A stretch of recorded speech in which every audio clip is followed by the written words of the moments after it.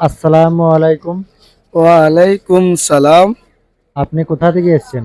আমি বীরভূম থেকে এসেছি, বাইক আচ্ছা, নিয়ে এসেছি। কবে এসেছেন? আমি কাল 10টায় বেরিয়েছিলাম, এখানে রাত 2টোয় পৌঁছাই পইরান, যেটা আচ্ছা, সারা বিশ্বে ইজতেমা 33 বছর পর এখানে হয়। মানে ৩৩ বছর পর আবার মানে একবার হয়, 33 বছর পর হয়। আচ্ছা, আচ্ছা, আচ্ছা।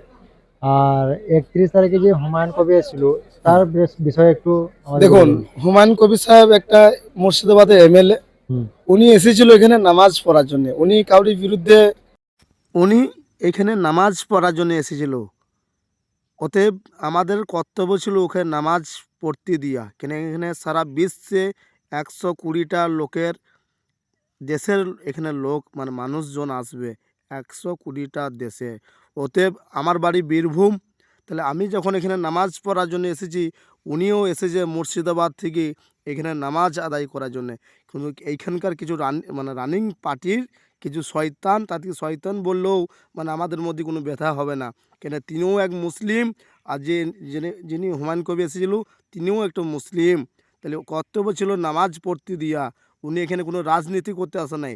আর আমরা খালি মুসলমানরাই ভাবি সব জায়গাতে আমরা রাজনীতি ঢুকিয়ে দিই, না, এটা আমাদের চরম ভুল।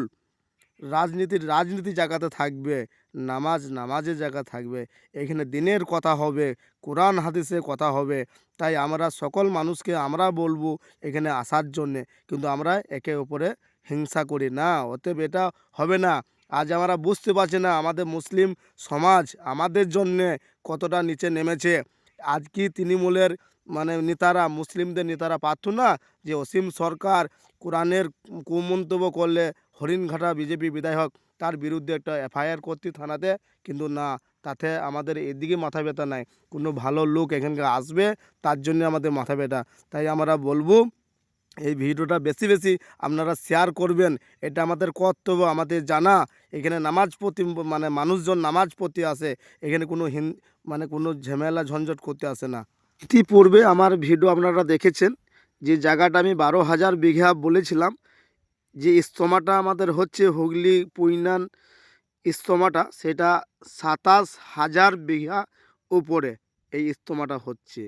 হ্যাঁ, অতএব আমরা যেটা ড্রোন ক্যামেরা দেখছিলাম সেটা আমাদেরকে একটু ভুল দেখানো হচ্ছিল।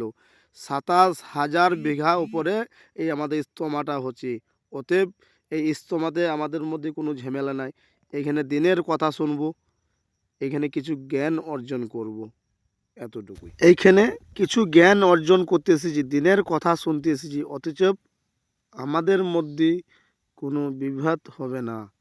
তাই আমি সমস্ত ভাই দিকে আমি বলবো, বাপ ও ভাই দিকে, আপনারা সুস্থভাবে এসেছেন, আপনারা সুস্থভাবে বাড়ি যাবেন।